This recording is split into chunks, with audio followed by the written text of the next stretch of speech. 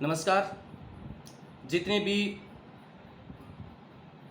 विद्यार्थी इस वर्ष जूनियर अकाउंटेंट या अदरवाइज़ एसओसो पे काफ़ी वैकेंसी निकली हुई हैं, उन वैकेंसियों के लिए वो अप्लाई कर रहे हैं, लेकिन उनके सामने कुछ समस्याएं आ रही हैं।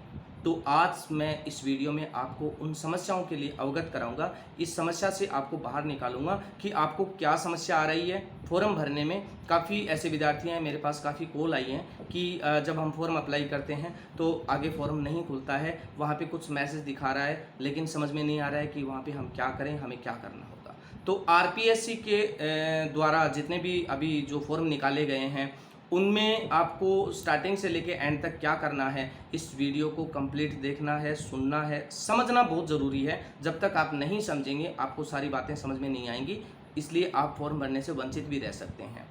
सबसे पहले मैं आपको बता दूं कि अब की बार आरपीएससी ने बिल्कुल अपनी गाइडलाइन में क्लियर कर दिया कि वो एग्ज़ाम के जो फॉर्म अप्लाई होते हैं, कंपटीशन एग्जाम के जो फॉर्म अप्लाई होते हैं, वो फॉर्म अप्लाई करवाने से पहले वो आपसे एक बार यानी वन टाइम फीस का उन्होंने प्रावधान रखा है कि वन टाइम फीस आप एक बार पे कर दीजिए। उसके बाद आरपीएससी के अंदर जो भी वैकेंसी निकलेंगी उस वैकेंसी में आपको दोबारा फीस देने की आवश्यकता नहीं है। वो आपके डायरेक्ट फॉर्म भरेंगे, आपकी फ़ीस आगे नहीं लगेगी।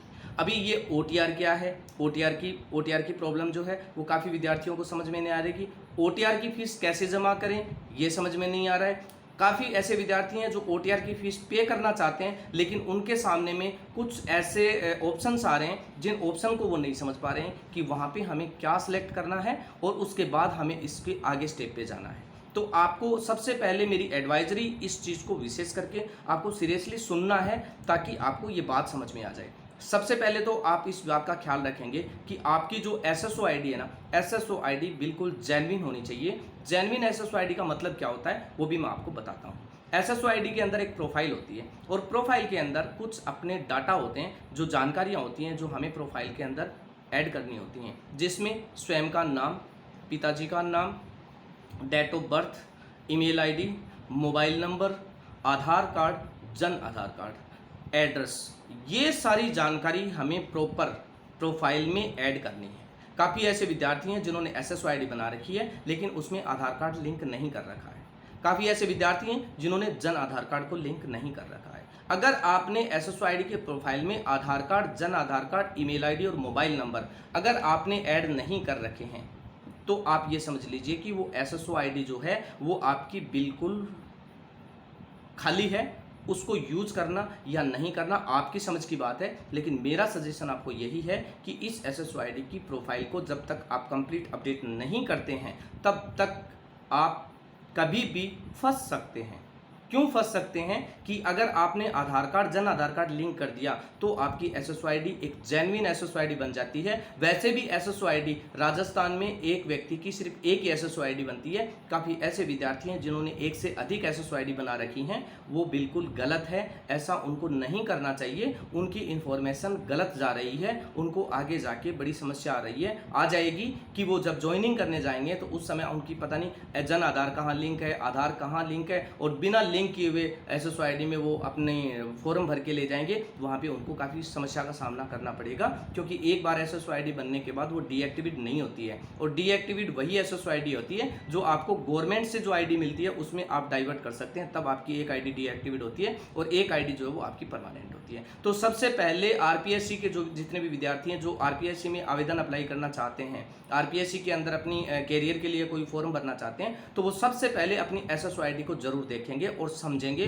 कि एसएसओ आईडी के अंदर अपने सारे डाटा ऐड हैं या नहीं।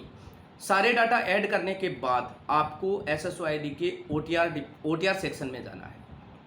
ओटीआर सेक्शन में आप जाएंगे तो ओटीआर सेक्शन में आप देखना कि वो वहाँ पे आपसे स्वयं का नाम, पिताजी का नाम, डेट ऑफ बर्थ और ये सारी डिटेल्स जो है, ईमेल आईडी और मोबाइल नंबर, ये सारी चीज़ें वो आपसे मांगेगा। वहाँ पे सारी चीज़ें आपको विशेष करके बड़ी सावधानी पूर्वक, किसी भी प्रकार की बिना गलती किए, बिना जोखिम किए, बिना किसी लापरवाही के आपको ओटीआर करने से पहले विशेष ध्यान रखना है कि आपका नाम, पिताजी का नाम, डेट ऑफ बर्थ ये गलत नहीं होना चाहिए। अगर एक बार आपने उसमें गलत इन्फॉर्मेशन डाल के अगर उसको सबमिट कर दिया तो उसके बाद आपकी OTR को संशोधन कराने में आपको भारी परेशानी आएगी, आप नहीं करवा पाएंगे। ये बहुत बड़ी समस्या राजस्थान में सभी विद्यार्थियों के सामने में ये एक चुनौती बन गई OTR कि उन्होंने आधार कार्ड से उसको ये ट्रैक किया और ट्रैक करके उसको सबमिट कर दिया, फिर देखा कि 10th की मार्कशीट में और आधार कार्ड में डाटा गलत है, पिताजी का नाम गलत है, वो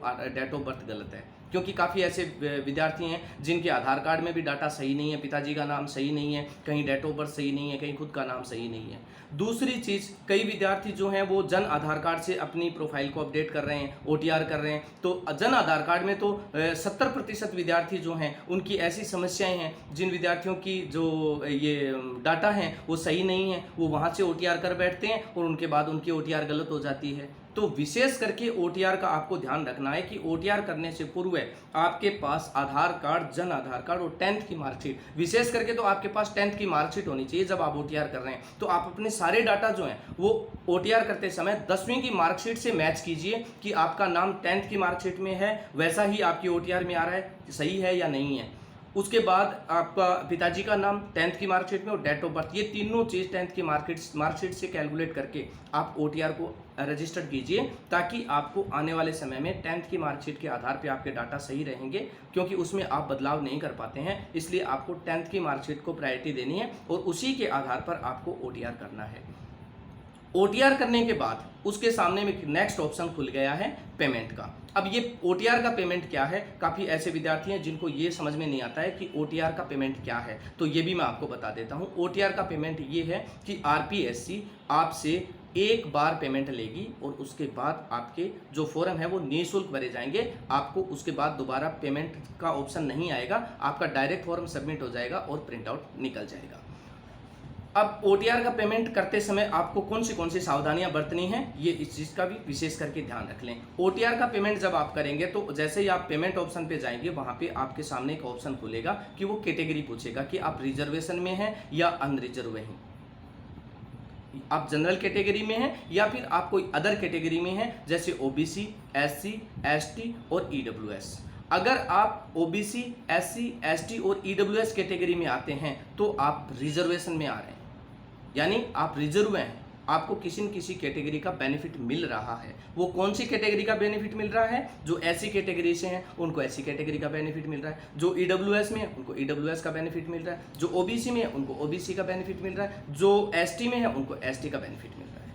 ये सारे के सारे ऑप्शन जो हैं वो वहाँ पे आपको शो करेगा। अगर आप रिजर्वेशन में आते हैं तो आप रिजर्वेशन का ऑप्शन सेलेक्ट कीजिए, वहाँ पे आपकी फीस 400 रुपये लगेगी। उसके बाद ये फीस पे करने के बाद फिर आप जाएंगे नीचे। कुछ ऐसे विद्यार्थी हैं जो अदर कैटेगरी में आते हैं, जैसे विकलांग कैटेगरी में आते हैं, जैसे डिवोर्स कैटेगरी में आते हैं, जो इसमें विडो कैटेगरी में आते हैं। ऐसे अगर कोई भूतपूर्व सैनिक है, ऐसी कैटेगरी वाले हैं, वो नेक्स्ट ऑप्शन है उसमें जाके अपना कोई भी कैटेगरी है उनके पास एडिशनल, तो आप अपनी एडिशनल कैटेगरी में जाके उसको सेलेक्ट कीजिए और सेलेक्ट करने के बाद आप वहाँ पे उसके बाद आप उसमें पेमेंट मोड में जाइए और पेमेंट कर दीजिए। जैसे ही आपका पेमेंट सफलतापूर्वक क्लियर हो जाएगा, उसके बाद आप जाके फॉर्म अप्लाई पे जाइए, तब जाके आपका फॉर्म खुलेगा और उसके बाद वो अप्लाई होगा।